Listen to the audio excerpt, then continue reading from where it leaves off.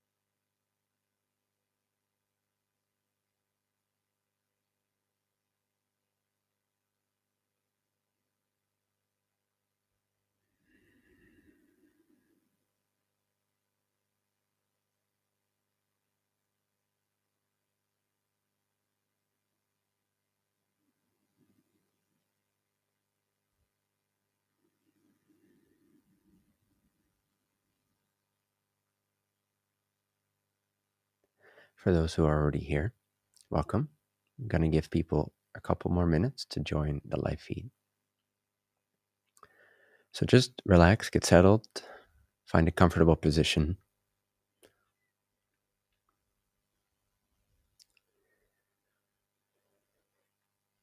And start kind of distancing yourself from any memories that you have, whether that's just a self-image that's been with you for years, or whether it's a thought about your day-to-day, an interaction you had, and just kind of clear your mind from all memories. Also future thoughts, but start with the memories.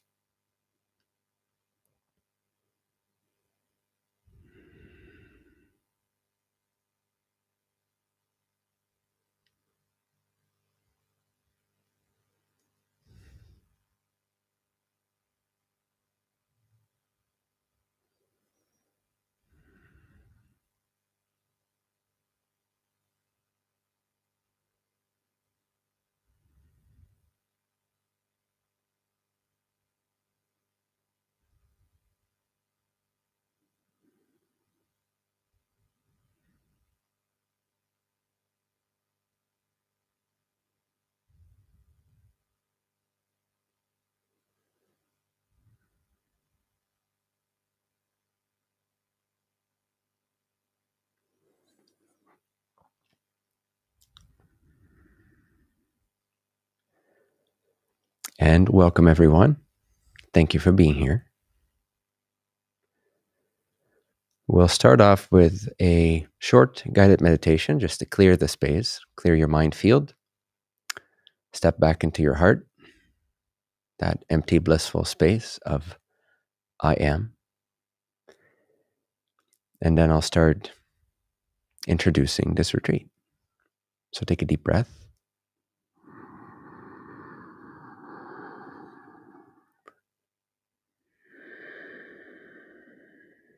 And relax.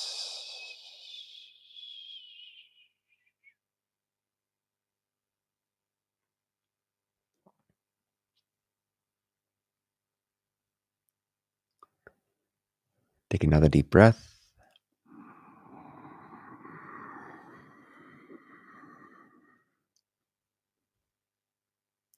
And relax.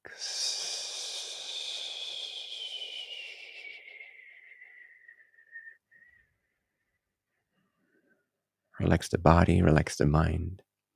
Relax your memories of today,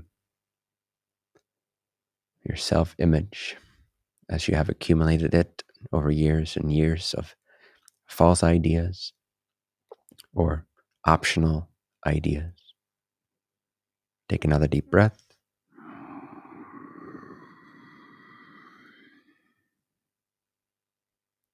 And relax even more. But stay alert. Stay awake. This is not sleepy time. It's relaxation time. restful, wakeful mind, or restful, wakeful presence, restful but wakeful consciousness. And start with noticing how you hear my voice without even thinking about it already. How there's a power to know present in you as we speak. It cannot be altered, cannot be destroyed. It is not affected or changed with the changing influences of thoughts, ideas, feelings, emotions. It's always here, an ever-present stream of I am awake. I exist.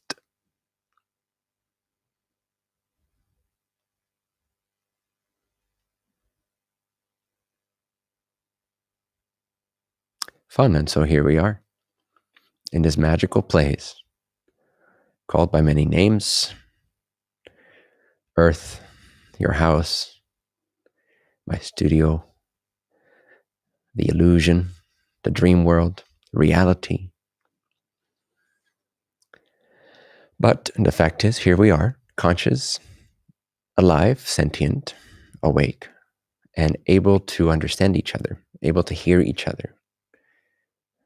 Such a mystery, such magic, disguised as the ordinary, moment-to-moment manifestation of your life that we take for granted all too often. So in this restful, natural wakefulness of I exist, with an awareness of the magic and the mystery that is us, and that you could say surrounds us or fills up our consciousness with the contents of what we call life, what we call perception, what we call experience.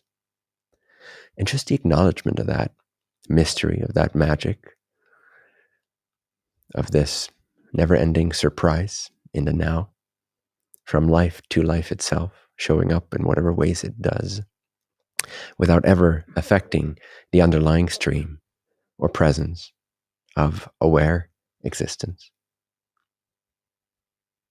Just to rest in that acknowledgement for a moment is profound, powerful, awakening, maybe even invigorating or exciting.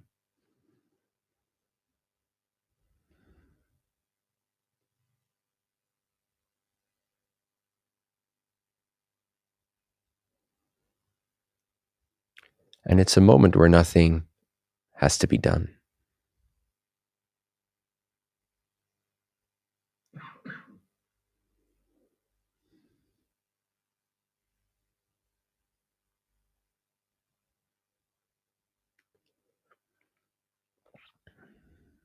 Also, nothing has to not be done.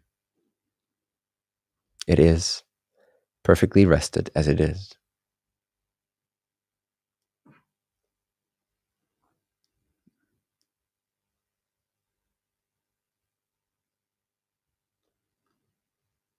Beautiful. Thank you for this moment. If you are watching on Instagram and you'd prefer to watch it in widescreen form, there is a URL in my Instagram bio. And if you click it, you'll be taken to the YouTube version of this live stream. Okay, so 30 days of meditation. Exciting, powerful. I'll share a little bit about the intention that generated this event. I'll share a little bit about the intention for this event. So both how it originated, how it came about, as well as what my intention is for you guys, with you guys going forward into these 30 days. Originally, I had planned on a week-long meditation retreat out of the intention or feeling that it is very valuable for people. And you could say, especially in these times, it's almost cliche now, but the times are changing and things are appearing as dramatic to a lot of people. And so it's good for us to come together and to create a container, a space where meditation is almost naturally invoked. It is called forth. The power of environment, again, in this case, it's an online environment, but an environment nonetheless, evokes something from us. And the example that my friend Anurag often uses is if you walk into a bar, um, if you walk into a bar, you are naturally called to be rowdy, to be playful, to be loud. And then if you move over to the church next door, you're naturally called to be quiet, to be kind of respectful, and so forth. So simply by walking into a different environment, something else is called from you. And so to have an environment for meditation is powerful because we often lack the discipline, we often lack the will, we often lack the follow through to really meditate for long enough to really get some effects. And so a lot of us have conceptions about meditation, have ideas about meditation. We may even like the idea of meditation.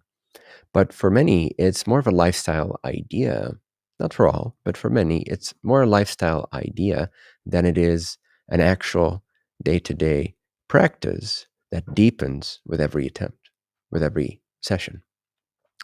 So it was my intention to create an environment for people to come and be focused on meditation, more kind of hardcore than is the case in most of my retreats. Most of my events are a combination of empowerment teachings, enlightenment teachings, explanations, Q&A, and so forth. And we're going to have elements of that in this 30-day retreat as well, almost inevitably, I could say. However, I wanted to create a container that was more focused on concentration, meditation, and awakening than on any of these other components. So that changed. I suddenly felt like doing it for only 1 week was not enough. I also started feeling that only doing it for like 100 people was not enough. I wanted to open it up to more people, and I wanted to open it up to a longer duration of time so that these tools can really sink in. 7 days is just not enough time for you to really gain. I mean, this is not an absolute. A lot can happen, and it depends on you also. But 7 days is just not enough for me to really give a good sense, an overview of what meditation is, its usefulness in the path of awakening, some of its pitfalls, perhaps, or misconceptions. So the 30-day format really started to appeal to me. So I actually canceled that retreat and turned it into a 30-day online event so that many more people can participate. So now that we are here, I'll share with you my intention for you. Of course, feel free to align to that or insert your own intention, perfectly fine. But my feeling for this, what I would love for you to get out of this month is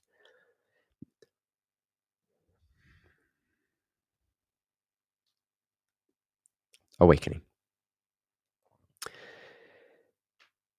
For those already familiar with my work, you will know by now that my suggested meditation techniques and how I elaborate on that is not meditation for the sake of meditation or meditation for the sake of a certain lifestyle. It's not even meditation to sort of be more mindful during your day, although that's included.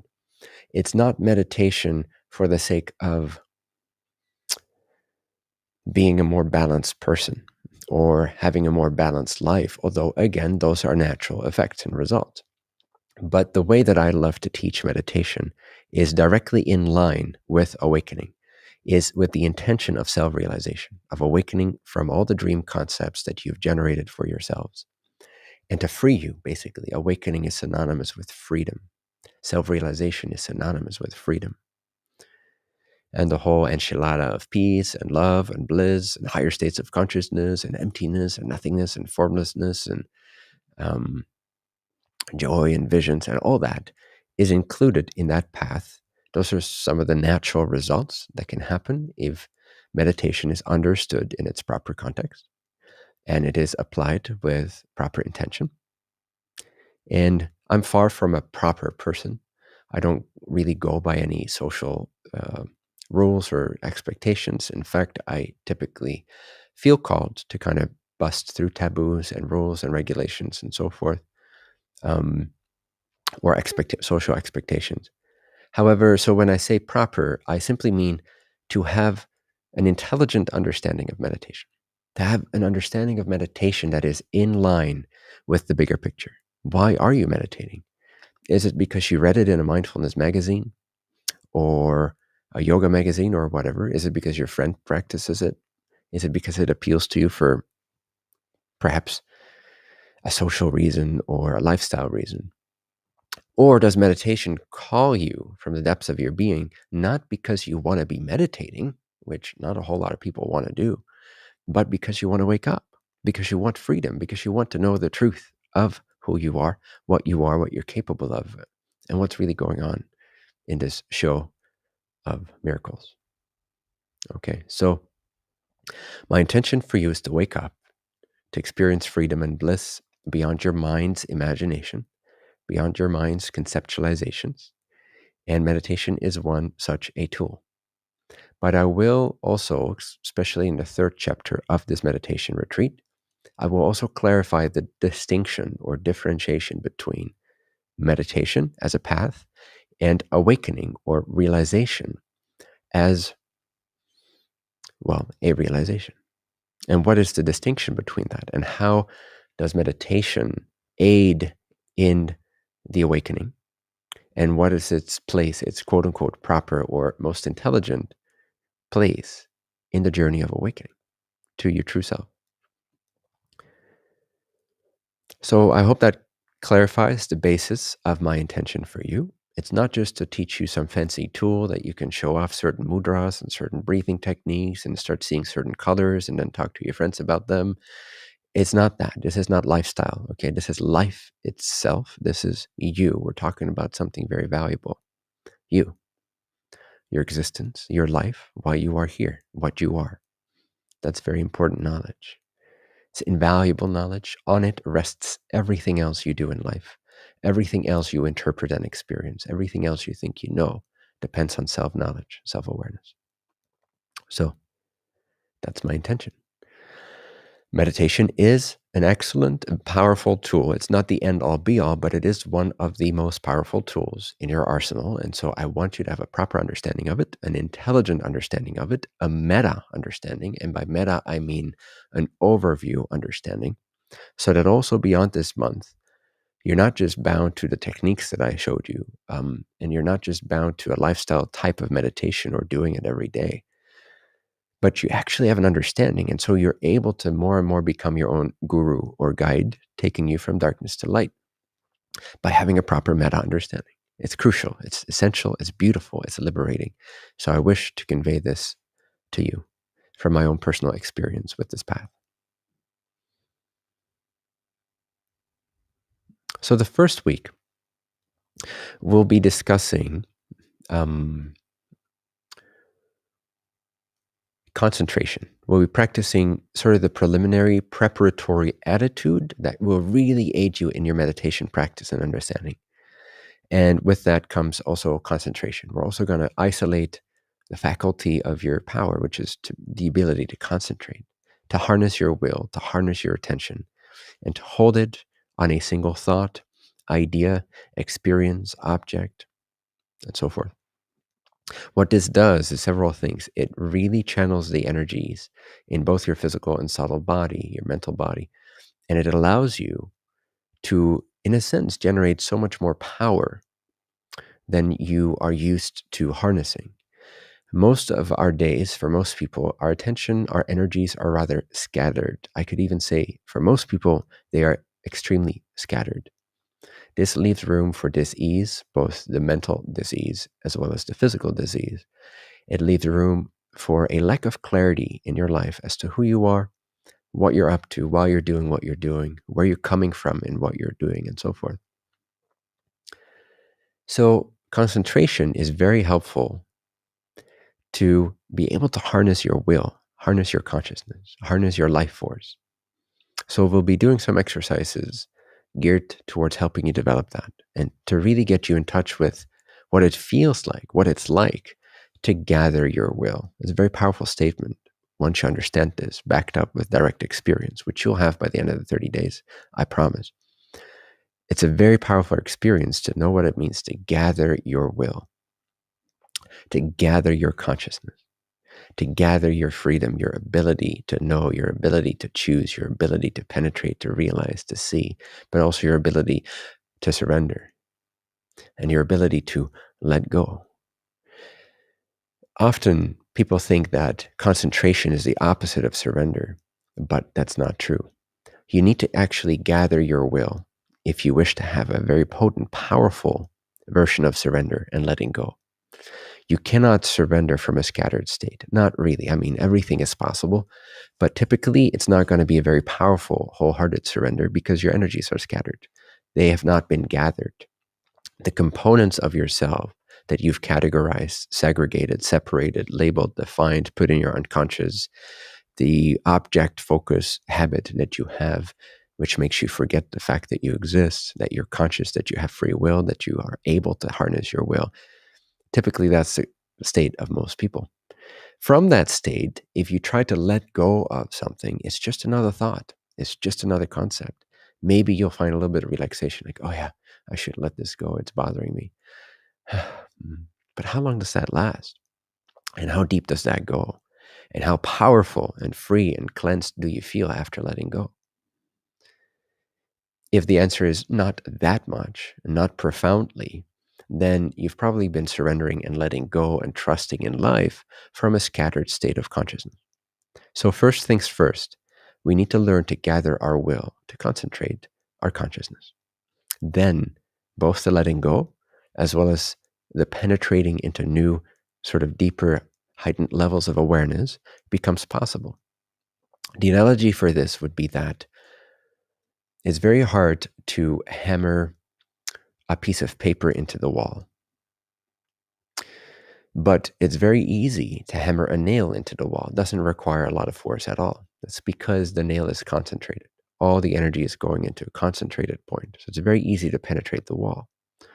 But with a piece of paper or a flat sheet of metal, good luck trying to hammer that into the wall. You can use more force, you can try harder, learn new techniques. But if you haven't learned how to harness your will, your consciousness, to gather yourself back to a central point of I am, and then apply it to whatever your intended goal of realization or manifestation or awakening is, it's just not going to have a lot of potency.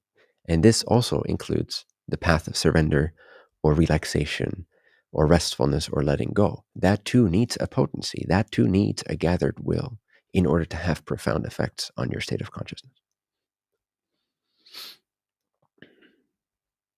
So that's the first chapter, is the preparatory attitude for meditation, as well as gathering your will, aka concentration. Excuse me. Then the second chapter will be the practice of meditation. So there is a distinction between concentration and meditation, which I'll probably clarify more in depth during the first full-length session of the retreat. If not then the second week's full session. But in short, concentration would be placing your attention on an object and learning to not waver from that object and to bring your consciousness back to that object. Now, this object, I'm saying object, but it could also be the subject. It could also be consciousness itself. It could also be a state of being. It doesn't have to be a pen or an apple or something physical. It can be a subtle object or it can be the subject. Meditation is kind of in between concentration and self-realization or awakening. It's kind of the bridge. And in the ancient authentic yoga path of, for instance, Raja Yoga, there's 8 steps in this path of yoga. And one of them is concentration, followed by meditation, followed by what they call samadhi, or a state of absorption or union. Concentration is typically the state where you're focused on a particular thought, idea, state, or object. And it's the practice of bringing your attention back to that. And I understand this takes some discipline, but that's why we have this container. And that's why you have me to guide you in these live sessions, as well as the recordings that are available immediately after, so that it's easier on you, okay? But it is valuable to get through some of those exercises and to just do them. So I'll encourage you to do them and I'll lay them out for you and so forth. So don't worry about that yet. But then that concentration, when you begin to notice what it's like to gather your will, now this will becomes able to realize more of itself, to meditate more on itself instead of on a concept or a symbol or an image or an idea. It starts to be able to actually focus or become aware of deeper levels of itself, pure states of itself, of consciousness.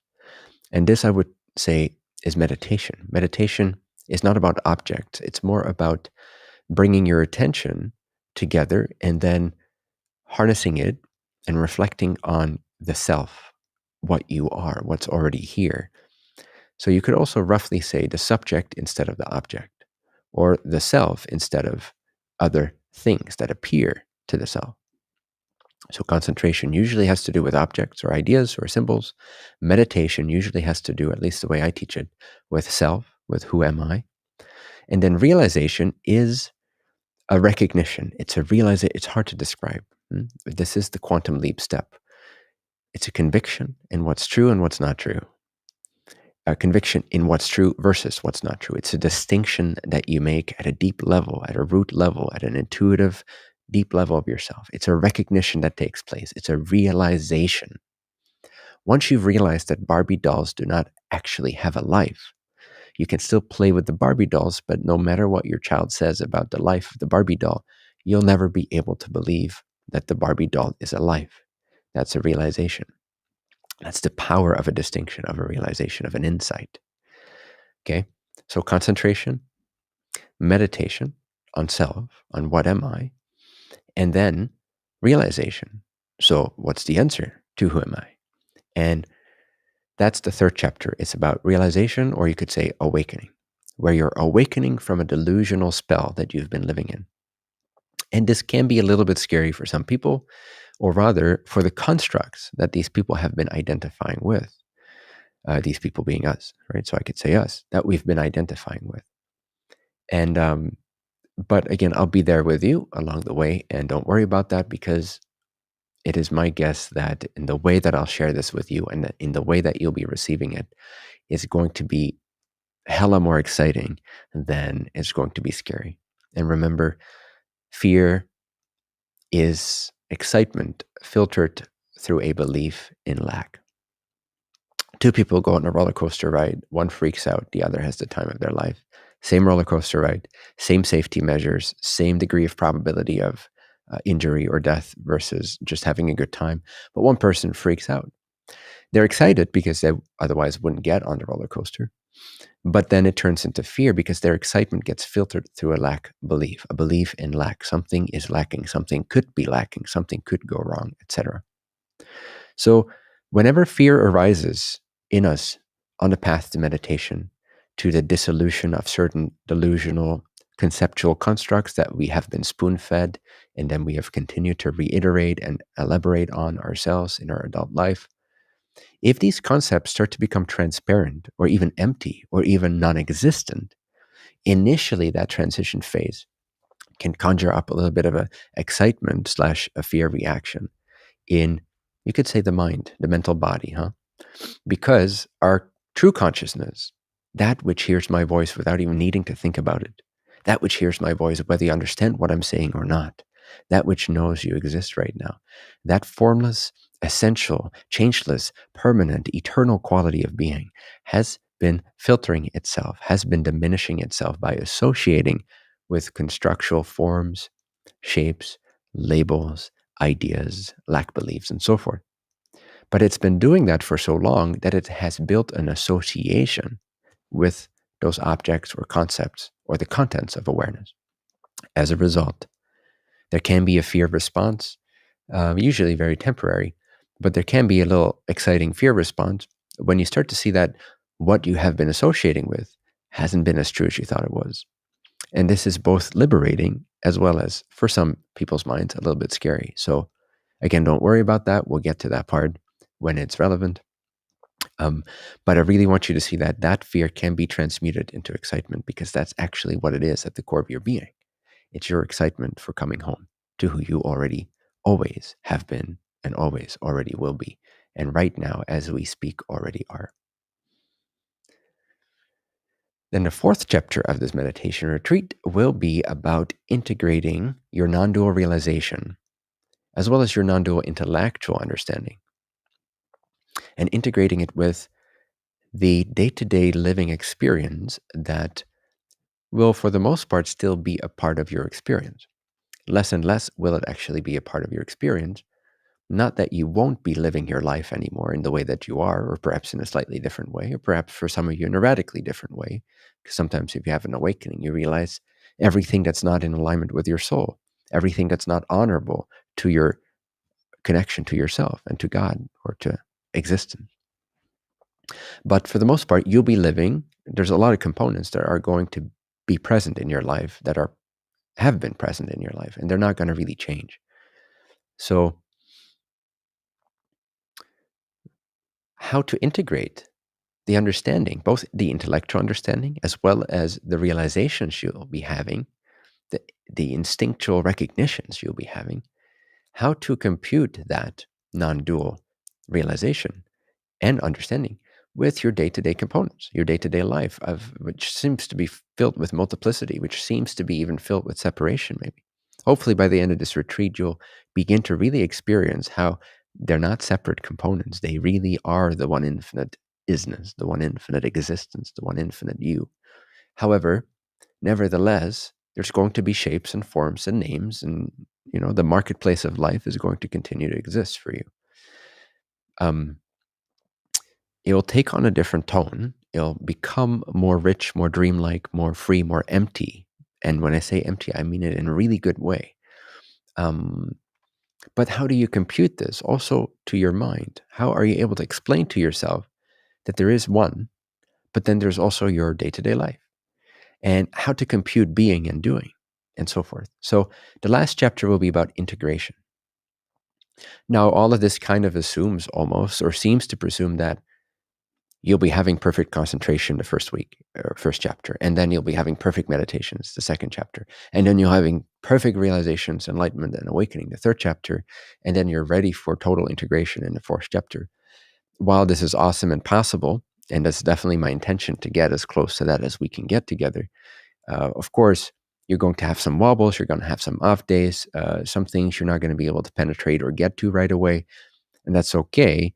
You could say 30 days is, in that sense, perhaps still not enough. But that's also why not only is it a 30-day container where we really get to be together in an inspiring environment that evokes meditation in us and attentiveness and the gathering of our power, the gathering of our will, the gathering of our life force, the gathering of our energy.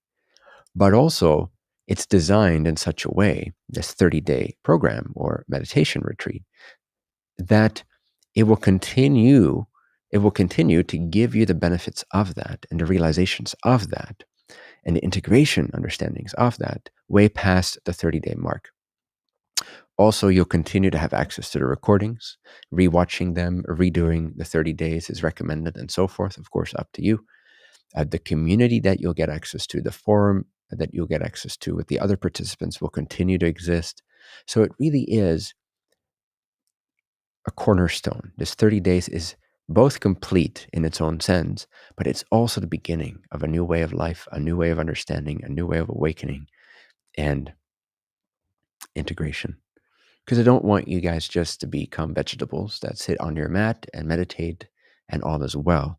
I want that to be a realization for you that becomes unshakable, so that no matter what your relative life, no matter what your duties, your honor in life asks of you, you're able to show up for it with 100% of your consciousness, with 100% of your freedom.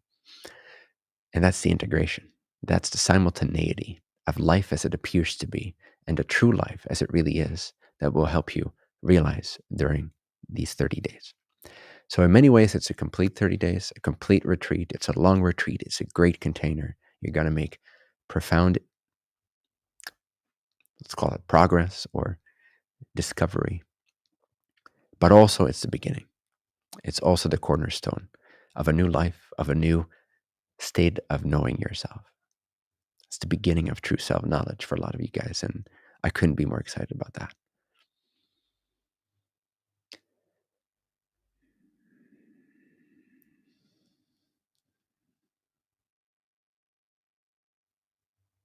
sometimes, and I doubt I'm the only teacher being that has this feeling, sometimes we wish we could snap our fingers and transmit to you, convey to you, awaken in you what's already awake for us, so that you could instantly experience the freedom, the power, the simultaneity, the love, the wisdom, the overview, the skillfulness in day-to-day experiences,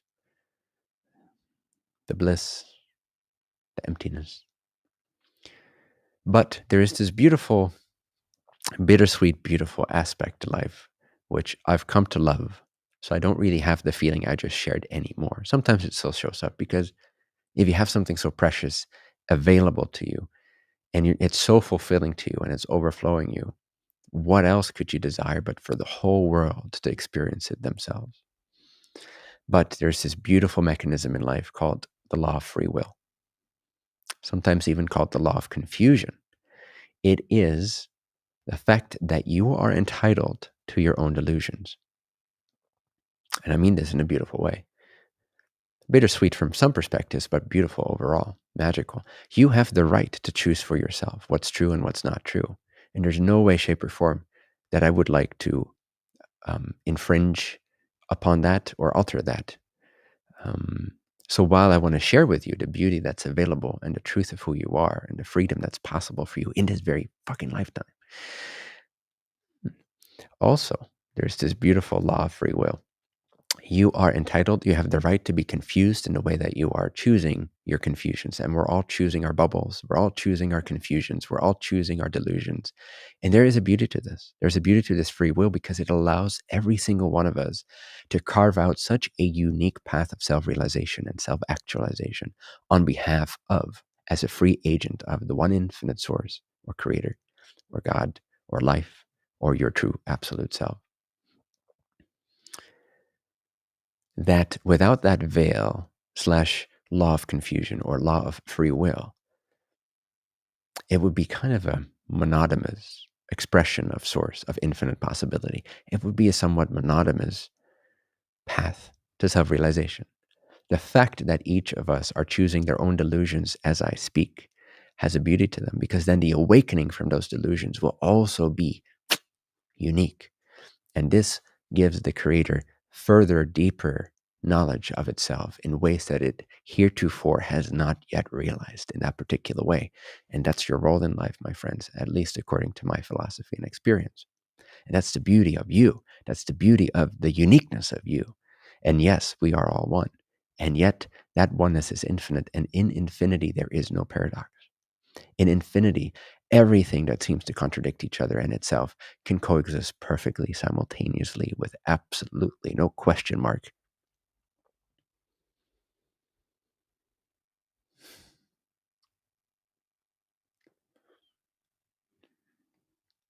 So thank you for participating and being a free agent and acting ever more consciously on behalf of our mutual shared reality. I wouldn't want it any other way, and it is the way that it is, and this is what we're working with, and this is the beauty that we can shape together, that we can awaken from and to and into together.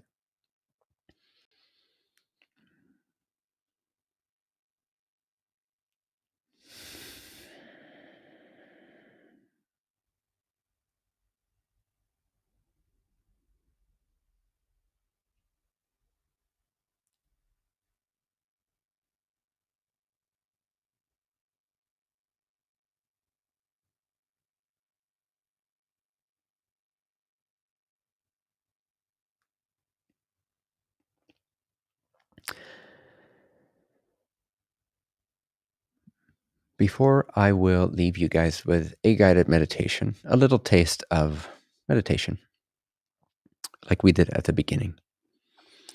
I will take some of the questions that you guys submitted and answer a few of those.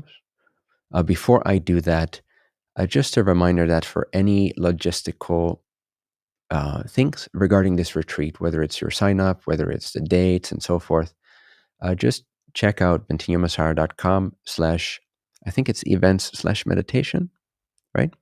So bentinhomassaro.com/events/meditation. And or if you really need one-on-one support, email ari@bentinhomassaro.com. That's ARI@bentinhomassaro.com. But check out the website because the schedule is there. Whatever updates we post will be there. And of course, once you have registered, you'll be added to a Telegram group where also announcements and potential changes or themes and so forth will be shared. So for logistical things, just go to bentinhomassaro.com/events/meditation and or contact us.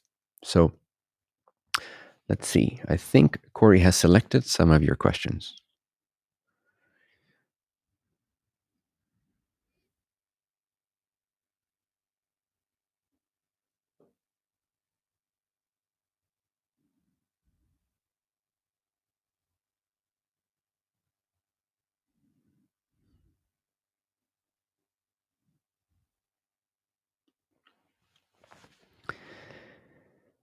Will self-realization, this is by A Power on YouTube, will self-realization switch off my desire to win the lottery?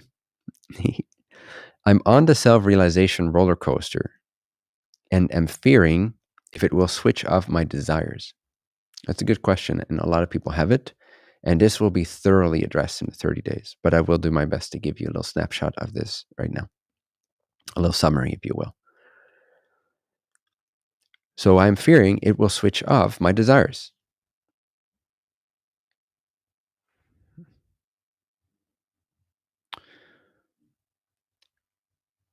Will self-realization switch off my desire to win the lottery? It can. It can. And here's the thing, though, and I understand your fear, and I've had the fear in the past too. If it does switch it off, you wouldn't want it any other way.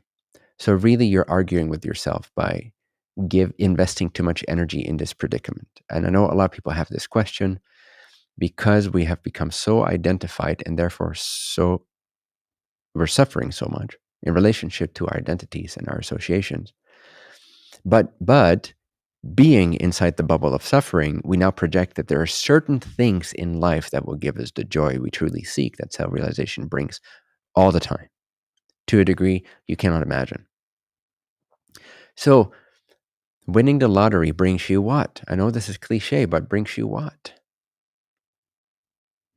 You'll have that through self-realization. So you wouldn't want it any other way. So you're arguing with yourself in a hypothetical, preconceived state. You're projecting a situation or a predicament that doesn't actually exist if you just follow the steps, if you just follow the path, if you just commit to the practice. Because it's not so much about letting go of your desires. It's more about attaining the realization that will naturally transmute your desires. Less and less will you desire things for your personal self. What is the personal self? We'll get into this deeply in the meditation retreat. But what is the personal self except a bunch of images and ideas that you picked up along the way that limit your freedom? What if you didn't have those limitations anymore? What if you knew your infinite power, your infinite freedom? Both to be at peace with whatever is, not just peace. Peace is such an understated thing. It's such an understatement of self-realization. It's freedom. Peace comes with freedom. But it's much more than peace. It's not just like, oh, I don't need those desires anymore. I don't need to win the lottery because all is well. That's not the right image of realization, my friends. If it is, for some of you, your image of realization, or maybe even your day-to-day state, chances are great that you've adopted an intellectual understanding of realization with perhaps some direct experience and some actual realization combined, but not that much. It's like taking a picture of the Grand Canyon, hanging it up on your wall in your familiar house with your familiar objects and associations, and looking at that poster of the Grand Canyon or that picture of the Grand Canyon and believing that you're living in a Grand Canyon. Actually being in a Grand Canyon is a completely different experience than looking at a picture of the Grand Canyon. It looks the same, but it's completely different. So the image of, oh, everything is just okay and peaceful and I don't have any desires is not an accurate depiction. It may have a surface tint to it that is the same as the real thing, but the real thing is alive. The real thing is awake. The real thing is fearless. The real thing is constant flow state and beyond. The real thing is timeless, absolute infinity, wrapped up in infinite potential, creating itself all the time in whatever way it sees fit / you see fit. Okay? Don't worry about it. I've had those fears. I've had them many times in different shapes and forms. Don't worry about it. Don't worry about it. You're not going to have that fear. You're not going to have that argument, that predicament, that mixed frequency within yourself. Shall I do this? Shall I do that? Shall I self-realize or shall I fulfill my desires? There is no paradox in those. But you will find that the negative undertone that almost every desire, especially every desire that's about the image of self, that will be eliminated or made transparent or transmute itself into a desire for the love and the light of all beings. Sounds boring, but it's not. It's more alive and more adventurous than you can imagine. Your life will become more adventurous. It'll become this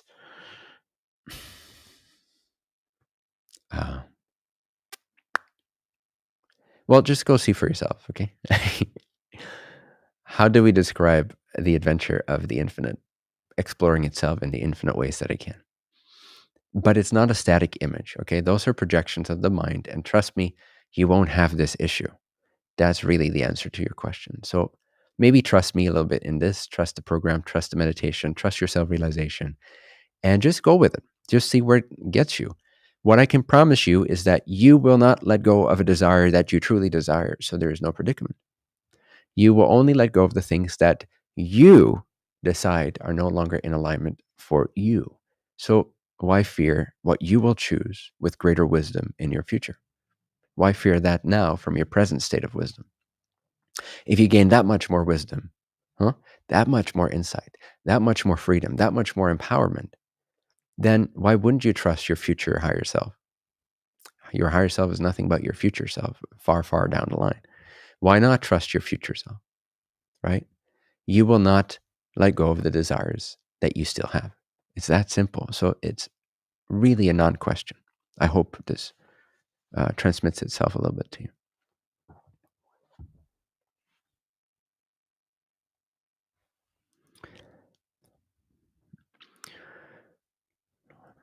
Luana Bula, I hope I pronounced that right, from Instagram.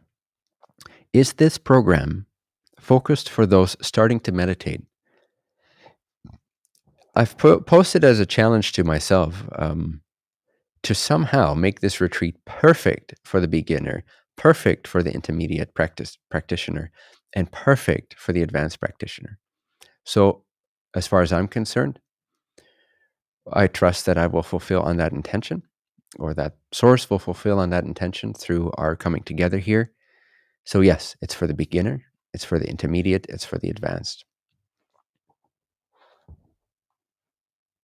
And I hope this introduction session gives you a flavor of that, because I think anyone that's listening now that thinks they already know a lot and maybe actually do know a lot, and actually, which may or may not be a good thing, but those who consider themselves advanced practitioners and who maybe even think, well, he's not really saying anything new.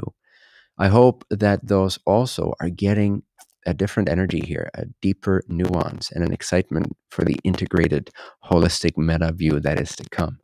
And I hope that the beginner that's tuning in for the first time is having a sense of, hey, I have a sense of how deep this goes and where this is coming from, but I kind of understand what he's talking about. And even the things that I conceptually don't understand yet, it feels good to just listen and to apply the things that I do understand. And I hope, therefore, that this is, and same for the intermediate seeker or practitioner, I hope this is a complete package for you. That's my intention. So absolutely, this will be tailored to those starting to meditate. And, I'm actually happy for you. This may sound a little bit arrogant. And some of you know I don't always shy away from sounding arrogant. But here goes. Sometimes it's just the truth. You're so lucky to start out with this. And I sincerely mean that. Also, at a non-arrogant level, I sincerely mean this, because I wish, it's cliche, but I wish I knew what I know now. I wish I could see what I see now when I started out. Oh boy, oh boy, oh boy, how much suffering and detours it could have prevented. And I'm not saying this from a victim state. I'm not saying this from an accusation of my path, because I wouldn't have changed it for the world. Had I not gone through all those detours, I would not have been able to have the articulations that I have today that can hopefully aid you in simplifying it and getting you started right there at the core of what it is, what it's all about, and with the meta understanding. That's why I'm so excited to convey my experience, my view. And I say my view, but that feels very loose for me. But conventionally speaking, my view, my experience of meditation, I'm so excited to convey this to you, beginner or advanced. It's going to drop a few nuggets that are just going to take your self-realization to the next level. I'm convinced of that.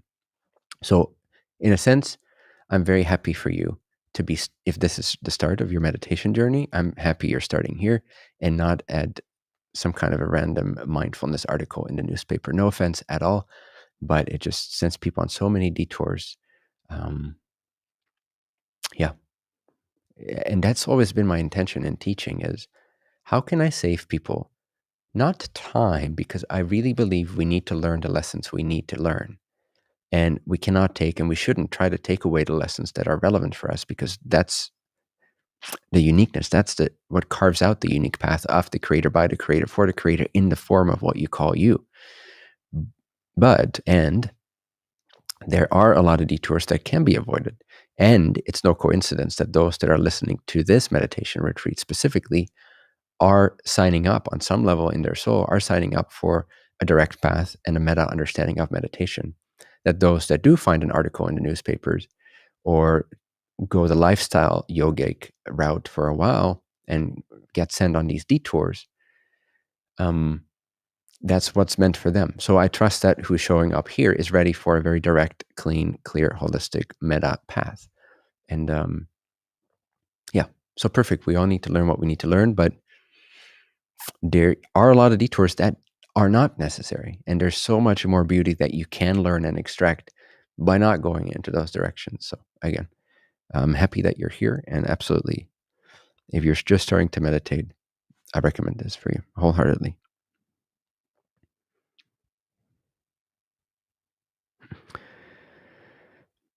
Mahimo Chisti, I hope I pronounced that correctly, from YouTube. I want to know about letting go, because I keep persisting throughout and heard that letting go has more power than persisting. I kind of touched on this very briefly already, that in order to let go, we need to gather our energy. We need to gather ourselves. We need to gather our will. Then the letting go is potent and powerful. So persistence could fall in the category of concentration. It doesn't have to. It can be also a scattered persistence. But if you learn how to gather your will, then that same drive that you already have inherent in you, that's pushing you to persevere and persevere and persist, is now going to funnel itself, reroute itself, same energy, same seeking life force. It's the same gravitational pull that's pulling you all to even listening to what I have to say here. It's that intrigue with life itself. It's that home calling that every being is feeling on some level of themselves. It's why we have desires. They're misguided often. They're projected onto objects and people. But everyone that has desire, really what they crave is self-realization. And so persistence is no different. It's coming from that life force, that beautiful seeking energy of God calling itself back to itself in the form of its children, if you will. And so persistence can be very powerful if it's funneled with the quote unquote intelligent or proper understanding. So I'm confident that your persistence will find that perfect flow and turn into surrender, but in a potent way, where will and faith are combined in harmony as one power, where knowledge and devotion, or jnana and bhakti, are harmonized and actually revealed to be one and the same path.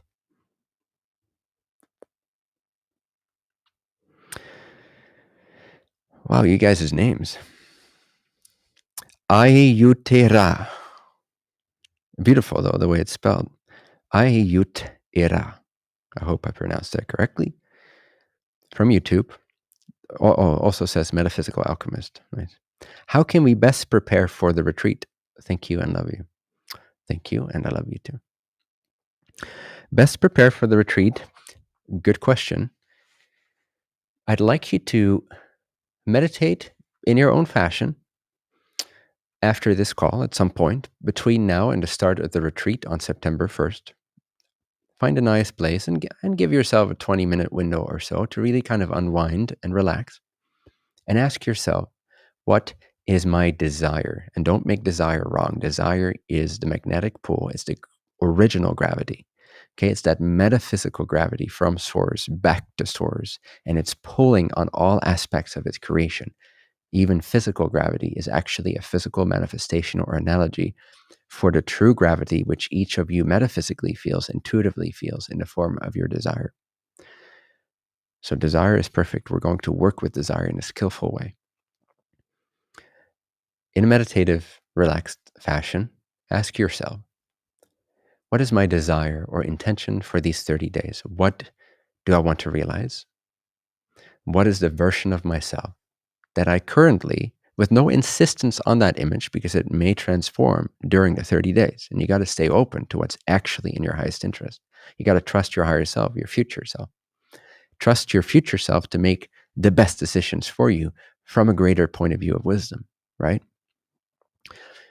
But you presently do have some sense or some image or some speculation probably as to what it is you wish to be, who you wish to be, how you wish to experience yourself, and so forth. And what you maybe even want that to look like or believe it could look like. And so without insistence on it, it's actually very powerful and innocent to write down what that is. What do you see? What do you want? What do you anticipate? What do you imagine? It helps you get clear on your true intention. So then as you do that, and as you actually write it down physically on a piece of paper with a pen, which I recommend over typing, there's just something about it that works well with the brain and the nervous system and the rewiring of yourself. Good old-fashioned pen and paper for these intention inquiries are more powerful than typing it out, in my opinion. So what's my desire for this retreat? Just get clear on it. And then as you write down the version of yourself that you anticipate and the desires that you have, just go through them again, sort of in meditative fashion, connecting to your future self at the end of the retreat, 30 days from then. And kind of be like, what of this is maybe even redundant or a bit delusional or rooted in a lack belief, a desire projected through a lack belief? So that you already start gaining wisdom. You already start downloading wisdom from that future self. And all timelines coexist parallel to one another, and there really is only now. So you can actually connect to your future self, which is more like your parallel self, your wiser self, your more expanded self. And then reflect on the list that you just wrote from your current point of view of self and see what insight you're already gaining so that your desire for this retreat becomes even more one-pointed and even more pure and perhaps simpler, simplified, streamlined. I think that's one of the best preparations you guys can do for this retreat. So thank you so much for the question.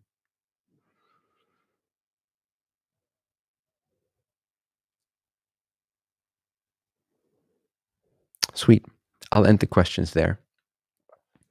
And I'll enter into guided meditation mode. So take a deep breath. And relax.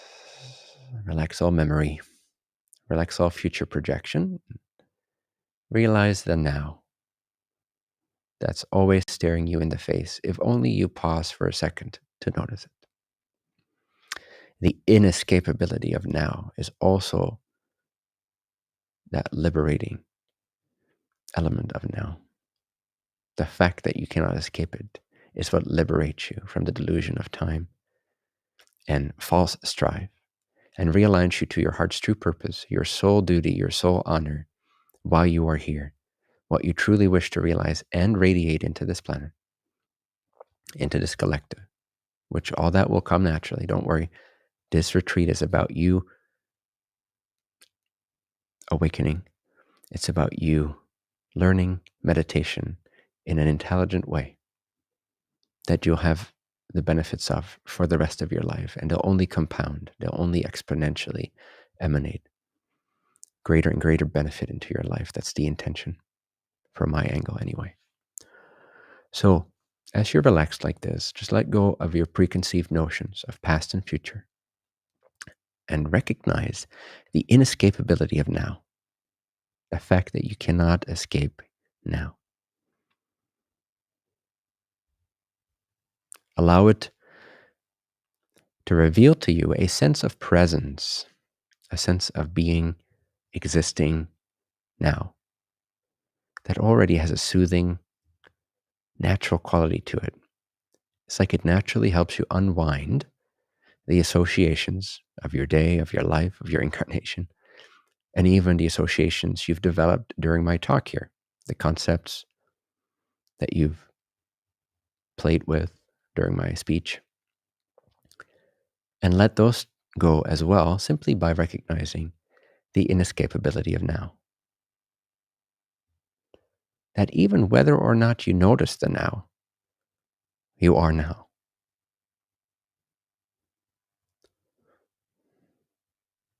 Also, that is a good example, a miniature example of the difference between concentration and realization.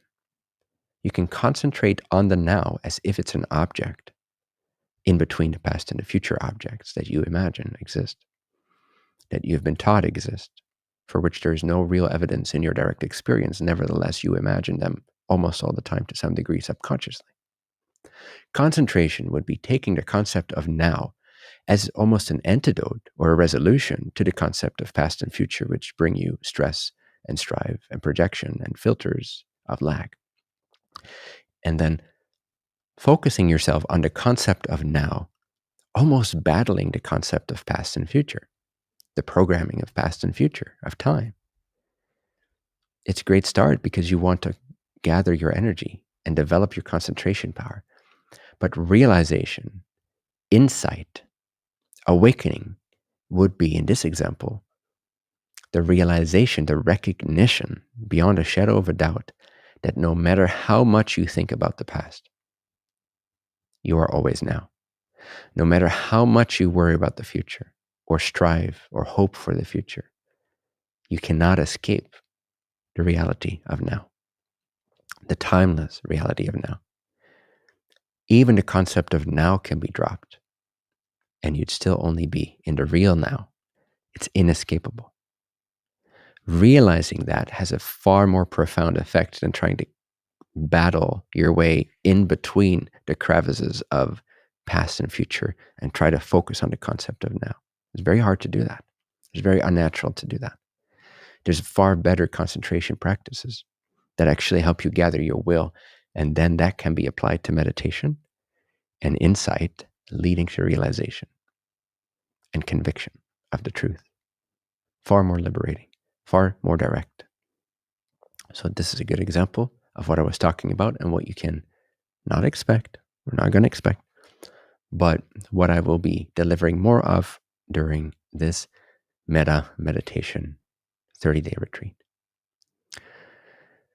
This has been an absolute joy. There's been great flow here with you today. I'm excited about the potency of hundreds of people mastering meditation and putting this flag in the ground, this cornerstone, this beginning of a new understanding of meditation, a new application, a new realization of meditation. And together to ripple this out vibrationally, inevitably, inescapably into the field of the collective consciousness. And God knows people are calling for this. So thank you for your service to others in the form of developing yourself. Much love, and I hope to see you soon.